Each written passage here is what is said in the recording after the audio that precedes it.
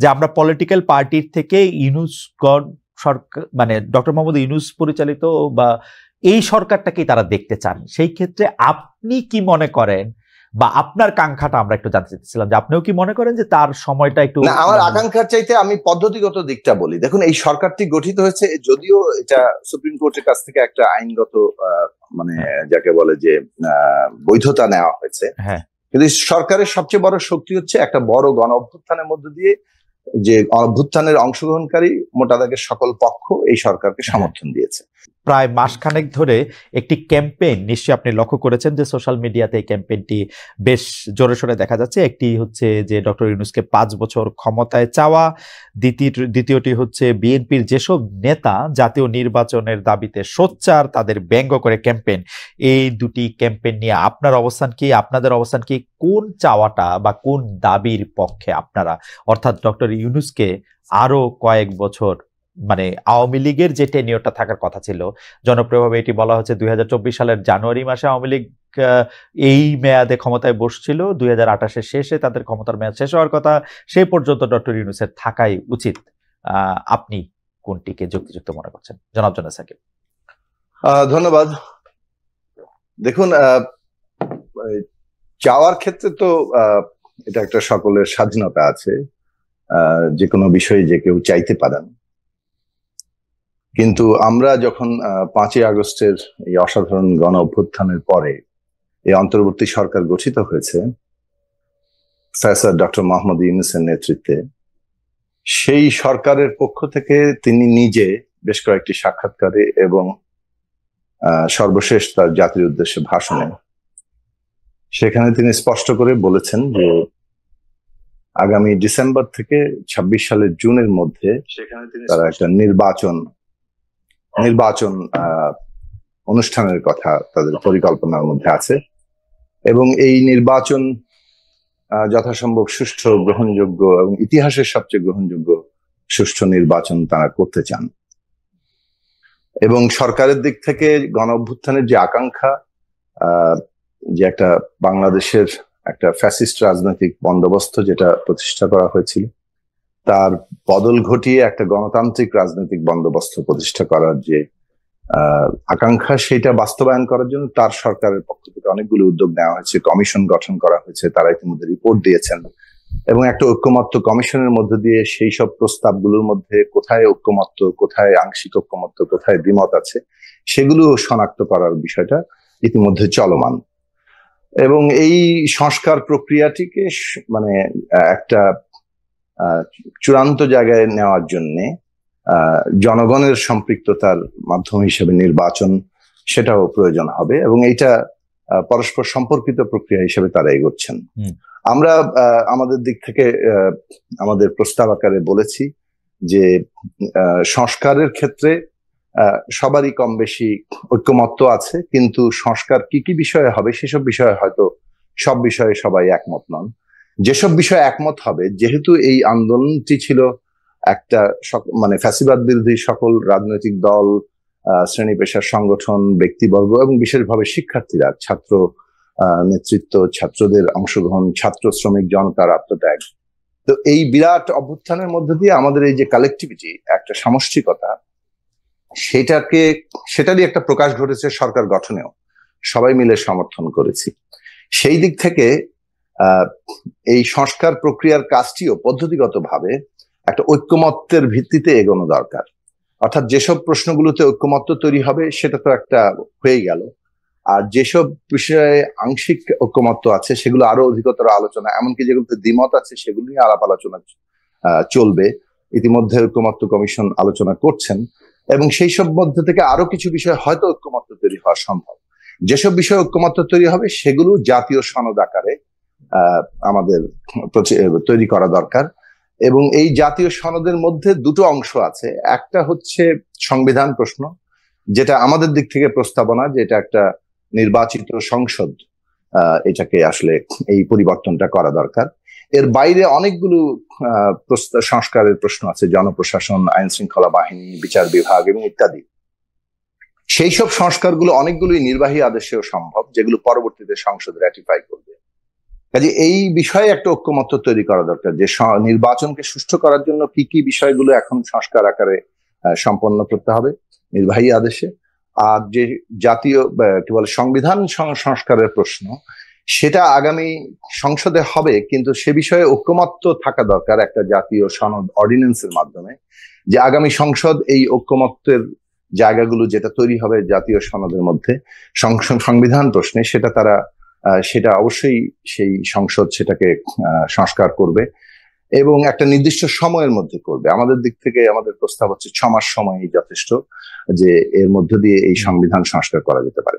আমরা একই সাথে আরো প্রস্তাব তুলেছি যে আগামী সংসদ নির্বাচনটি একই সাথে সংবিধান সংস্কার পরিষদের নির্বাচন হওয়া দরকার, কেননা সংবিধানের যে মৌলিক সংস্কারগুলো করা হবে এটা জনগণের ম্যান্ডেট নিয়ে করা দরকার।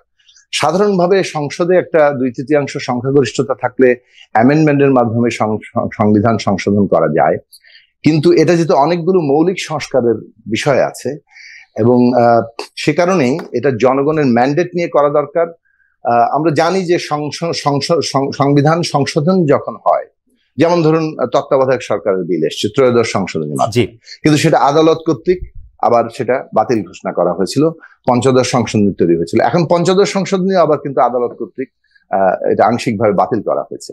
কাজে এই সংবিধান সংশোধনের প্রশ্নটি আদালতের যেহেতু অভিভাবকত্ব থাকে, তারা সংবিধানের সাথে সাযুজ্যপূর্ণ হলো কিনা সে বিষয়টি দেখেন, কিন্তু যখন জনগণের ম্যান্ডেট নিয়ে, যেমন গণপরিষদ জনগণের ম্যান্ডেট নিয়ে একটা সংবিধান নতুন করে লেখার অধিকার পায়, ঠিক তেমনি সংবিধান সংস্কার পরিষদ আমরা বলছি যে আগামী নির্বাচনটা হওয়া উচিত এই কারণে যে যেহেতু সংস্কারকেই আমরা লক্ষ্য হিসেবে ঠিক করেছি এবং সরকারও ইতিমধ্যে সংবিধান সংস্কার কমিশনই গঠন করেছে, সে কারণে এই সংস্কারটা জনগণের ম্যান্ডেট নিয়ে করলে তখন এই সংসদটি এই মৌলিক সংস্কার করার অধিকার পায় এবং আদালত তখন এই সংস্কারকৃত সংবিধানটিরই সুরক্ষা দেবে। কাজে সেই দিক থেকে এর টেকসই হওয়ার জায়গাটা এইভাবে জনগণের সম্মতির ভিত্তিতে করার মধ্য দিয়ে তৈরি হতে পারে। এই যে সংস্কারের নির্বাচনের মধ্যে টেকসই হওয়া, এর মধ্য দিয়ে নতুন রাজনৈতিক বন্দোবস্ত তৈরি হতে পারে বলে আমরা মনে করি। সাকিব ভাই, মানে ঘটনা হইল যে তাহলে কি আপনারা মনে করতেছেন যে ডক্টর মোহাম্মদ ইউনূসের এই সময়টা থাকা দরকার না দরকার না? মানে আপনি সংবিধান সংস্কারের কথা বললেন, ঐক্যমত্যের কথা বললেন, গণপরিষদ নির্বাচনের কথা বললেন, আপনি বললেন যে 6 মাসের মধ্যে এই সংস্কারটা হওয়া সম্ভব। এই 6 মাসের মধ্যে কি এই সংস্কারটা হবে পার্লামেন্টের মধ্যে, মানে নতুন নির্বাচিত সরকার এসে করবে, নাকি ডক্টর ইউনূসই করবে? এটা যতদিন লাগলো, এবং এই সংস্কার এবং ঐক্যমত্য আমি যা দেখি আর কি, এইটা অনেক দিনের মধ্যে আসলে সম্ভব না, মানে 6 মাসের মধ্যে আসলে সম্ভব না। 6 মাসের মধ্যে সম্ভব না, কারণ আপনি দেখেছেন যে প্রধান বিরোধী দল বলবো কিনা, মানে প্রধান যে রাজনৈতিক দল এখন আছে বিএনপি, তারা অনেকগুলি সংস্কারের ব্যাপারে আসলে একমত না এবং অনেকগুলি বিষয়ে তাদের ভিন্ন মত আছে, আবার তারা সংস্কারের বিপক্ষেও না। তো সেই ক্ষেত্রে কি একটি নির্বাচিত দল এসে এই সংস্কারগুলি করবে, নাকি ডক্টর মোহাম্মদ ইউনূস যেভাবে রাষ্ট্র চালাচ্ছেন সেভাবে তিনি রাষ্ট্র চালিয়ে যাবেন, এর মধ্যে থেকে তিনি সংস্কার করবেন, নির্বাচনের জন্য দেশ এবং দল রেডি হবে, তারপর করবে? আপনি কোনটি আকাঙ্ক্ষা করছেন? না, দেখুন, এখানে আমি শুরুতেই বলেছি যে যেসব বিষয়ে ঐক্যমত্য তৈরি হবে, অর্থাৎ বিএনপির কথা তুললেন আপনি, পরে বিএনপি সহ সকল রাজনৈতিক দল, শ্রেণী পেশা, স্টেক হোল্ডাররা, তারা যেসব প্রশ্নে ঐক্যমত্য হবে সেটাই তো জাতীয় সনদ হচ্ছে। কাজেই সেই জাতীয় সনদ বাস্তবায়ন করার প্রশ্ন আছে। যেসব বিষয়ে দ্বিমত আছে সেগুলো তো জনগণের কাছে যেতে হবে, রাজনৈতিক দলগুলো তার নিজ নিজ প্রস্তাবের জায়গা থেকে তুলবেন।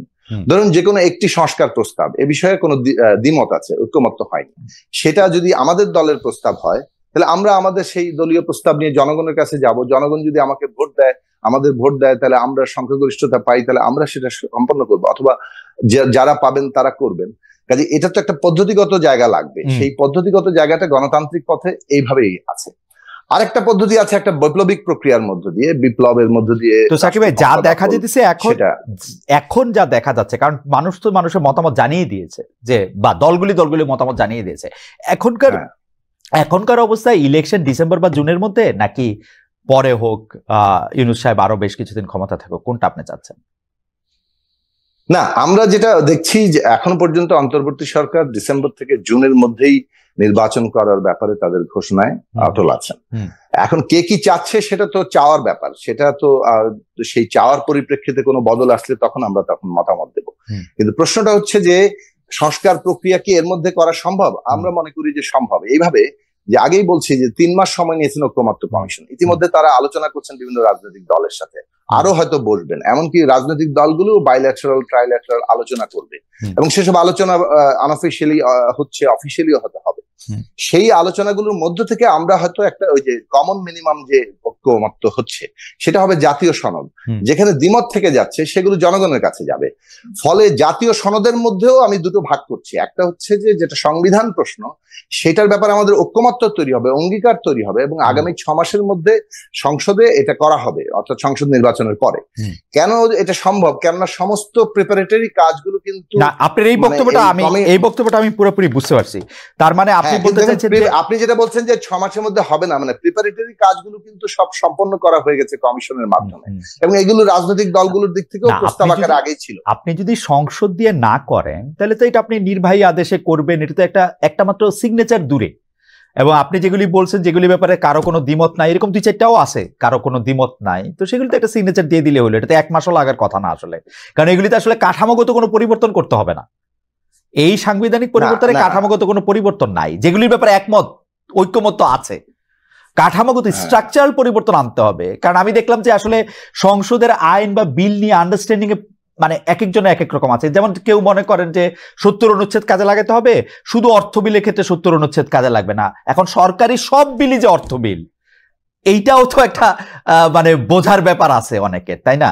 মানে আমি আর সুনির্দিষ্ট করি, যেমন ধরুন আমরা যখন 31 দফা নিয়ে আলোচনা হচ্ছিল, আমাদের দলগত অবস্থান ছিল 70 অনুচ্ছেদ বাতিল করা হোক। কিন্তু যখন আমরা একটা ঐক্যবদ্ধ জায়গায় আসছি তখন তো কিছুটা সকলের মতামত এক জায়গায় আনতে হয় এবং সেখানে আমরা যেটুকু জায়গায় আসছিলাম যে সরকার গঠনের যে আস্থা ভোট সেটা এবং বাজেট, অর্থ বিল মানে আমরা বলিনি, আমরা বলছি বাজেট, এই দুটো জিনিস বাদে বাকি সকল বিলের ক্ষেত্রেই সংসদ সদস্যরা স্বাধীনভাবে ভোট দিতে পারবেন। এই যে জায়গা, এটার অনেক ফলাফল আছে। যে ধরুন এর ফলেও রাজনৈতিক দলগুলোর মধ্যে গণতন্ত্র চর্চার একটা গুরুত্বপূর্ণ অগ্রগতি ঘটবে। যেমন ধরুন প্রত্যেকটা বিলে যাতে তাদের নিজেদের দলীয় সদস্যরা ভোট দেন সেজন্য আগে থেকে বৈঠক করতে হবে, তাদের মতামত নিতে হবে, এই সব প্রশ্নগুলো যুক্ত। কাজেই ওই দিক থেকে ধরুন এই প্রশ্নগুলোই আলোচনার বিষয়। যে এখানে যেমন বিএনপির প্রস্তাবে 31 দফায় আছে যে 4টা বিষয় তারা বলেছেন সরকার গঠনে আস্থা ভোট, তারা বলেছেন বাজেট, তারা বলেছেন জাতীয় নিরাপত্তা এবং সংবিধান সংশোধন। তো এরকম আছে। এখন এই বিষয়গুলো নিয়ে আলোচনাটা হবে যে কে কতটা ছাড় দিচ্ছে এবং কোন বিষয়গুলো আসলেই রাষ্ট্রের গুণগত পরিবর্তনের জন্য এবং বিশেষভাবে ক্ষমতার ভারসাম্য এবং জবাবদিহিতার জন্য অপরিহার্য। এখন ধরুন দ্বিকক্ষ বিশিষ্ট মানে সংসদের কথা বলা হয়েছে, এটার ব্যাপারে ধরুন বিএনপিরও প্রস্তাবনা আছে, আমাদেরও প্রস্তাবনা আছে, আমার মনে হয় যে কমিশনের দিক থেকেও প্রস্তাব করা আছে, অন্যান্য দলগুলো তেমন কোনো বিরোধিতার খবর আমরা শুনিনি। কাজেই সেই দিক থেকে ধরুন এটা কিন্তু একটা স্ট্রাকচারাল চেঞ্জেস বাংলাদেশের মানে কাঠামোগত, এরকম অনেকগুলো কাঠামোগত প্রস্তাব আছে। কিন্তু যেমন ধরেন সাংবিধানিক পদগুলোতে নিয়োগের অথরিটি কি হবে, এই প্রশ্নেও কিন্তু এখনো পর্যন্ত অনেকটা পার্থক্য আছে। আমাদের দিক থেকে প্রস্তাব ছিল সাংবিধানিক পদগুলোতে নিয়োগের অথরিটি হবে সাংবিধানিক কমিশন। ওকে, আমার মনে হয় যে আমরা ওই ডিটেলটাতে আমরা না যাই। মানে সোজা কথা হলো যে আপনি মনে করতেছেন যে যেসব বিষয়গুলিতে ঐক্যমত্য আছে সেসব ঐক্যমত্য সম্পন্ন বিষয়গুলি খুব সহজে করে নেওয়া সম্ভব এই সময়ের মধ্যে, এবং যেগুলির ক্ষেত্রে আসলে জনগণের কাছে যেতে হবে সেগুলি প্রত্যেকটা দল তাদের ইশতেহার নিয়ে, তাদের নির্বাচনী ম্যানিফেস্টো নিয়ে তারা জনগণের কাছে যাবে। অর্থাৎ ডিসেম্বর থেকে জুনের মধ্যে থেকে ইলেকশন হওয়াটা এটা সম্ভব বলে আপনি মনে করছেন? এবং আমি সম্ভব বলে মনে করি, আপনি সম্ভব বলে আমরা মনে করি সম্ভব। কিন্তু আমি আকাঙ্ক্ষার জায়গাটা থেকে জানতে চাইছিলাম, কারণ হচ্ছে যে এখন সোশ্যাল ক্যাম্পেইনে আমাদের এখানে আমরা যখন কথা বলতেছি তখনও আসলে প্রচুর লোক মনে করতেছেন যে আমরা পলিটিক্যাল পার্টির থেকে সরকার মানে ডক্টর মোহাম্মদ ইউনূস পরিচালিত বা এই সরকারটাকেই তারা দেখতে চান। সেই ক্ষেত্রে আপনি কি মনে করেন বা আপনার কাঙ্ক্ষাটা আমরা একটু জানতে চাইছিলাম যে আপনিও কি মনে করেন যে তার সময়টা একটু? না, আমার আকাঙ্ক্ষার চাইতে আমি পদ্ধতিগত দিকটা বলি। দেখুন এই সরকারটি গঠিত হয়েছে, যদিও এটা সুপ্রিম কোর্টের কাছ থেকে একটা আইনগত মানে যাকে বলে যে বৈধতা নেওয়া হয়েছে, কিন্তু সরকারের সবচেয়ে বড় শক্তি হচ্ছে একটা বড় গণ অভ্যুত্থানের মধ্য দিয়ে যে অভ্যুত্থানের অংশগ্রহণকারী মোটা দাগের সকল পক্ষ এই সরকারকে সমর্থন দিয়েছে এবং এই যে পদ্ধতিগত জায়গাটা, ফলে এই সরকারের টেনিয়ার কি হবে সেটা কিন্তু এই পদ্ধতির উপরে নির্ভর করবে। অর্থাৎ যারা তাকে সমর্থন দিয়েছে সেই পক্ষগুলোর ঐক্যমতের ভিত্তিতে কিন্তু টেনিয়রটাও নির্ধারিত হয়। ফলে টেনিয়রের ব্যাপারে বিভিন্ন ধরনের বিভিন্ন রকম আকাঙ্ক্ষা থাকতে পারে। আমাদের আকাঙ্ক্ষা থাকতে পারে আরো কম থাকুক কিংবা আরো অনেক বেশি, কিন্তু আপনার আকাঙ্ক্ষাটা আপনি প্রকাশ করতে চাচ্ছেন নাকি এটা একটা পলিটিক্যাল স্ট্যান্ডের কারণে, যে মানে আপনি ধরেন আপনি চাইলেন যে ডক্টর ইউনূস যথাসময়ে ইলেকশন দেখ, বা আপনি চাইলেন যে ডক্টর ইউনূস আরো আমরা তো ধরেন বিভিন্ন মানুষের আকাঙ্ক্ষার জায়গা থেকে অনেকে কথা বলছেন, কিন্তু আমরা তো অন্তর্বর্তী সরকার নিজে কি বলছে সেটার উপরে আসলে আগে কথা বলবো। অন্তর্বর্তী সরকার ইতিমধ্যে একটা মোটা দাগের আমরা যে রোড ম্যাপ আরো সুনির্দিষ্ট চাচ্ছি, কিন্তু তাদের একটা রোড ম্যাপ কিন্তু আছে, রাইট। এখন সেই রোড ম্যাপ বদল না হওয়া পর্যন্ত তো অন্য কোনো কথা বলা যাচ্ছে না। এক, দুই হচ্ছে যে দেখুন আমাদের আগ্রহের জায়গাটা হচ্ছে যে একটা পলিটিক্যাল, একজন ব্যক্তি অনেক ভালো মানুষ হতে পারেন, অনেক ভালো দক্ষ হতে পারেন, কিন্তু ব্যক্তির দক্ষতা তার মানে ভালো মানে মানুষ হওয়া কিংবা তিনি ভালো দেশ চালাচ্ছেন এটাই কিন্তু একটা স্থায়ী ব্যবস্থা নয়। একটা স্থায়ী ব্যবস্থার জন্য আমাদের দরকার হচ্ছে একটা প্রসেস বিল্ড আপ করা, সিস্টেম বিল্ড আপ করা। সেই প্রসেস সিস্টেম বিল্ড আপ করাটা অর্থাৎ গণতান্ত্রিক প্রক্রিয়া বিল্ড আপ করাটাই হচ্ছে জরুরি প্রশ্ন, এবং সেইটা বিল্ড আপ করার পদ্ধতিগত জায়গা, সংস্কারের জায়গা, কাঠামোগত জায়গাগুলো নিয়ে আমরা কথা বলছি, এবং সেটা কিভাবে রাষ্ট্রের কাঠামোতে রূপান্তরিত হয়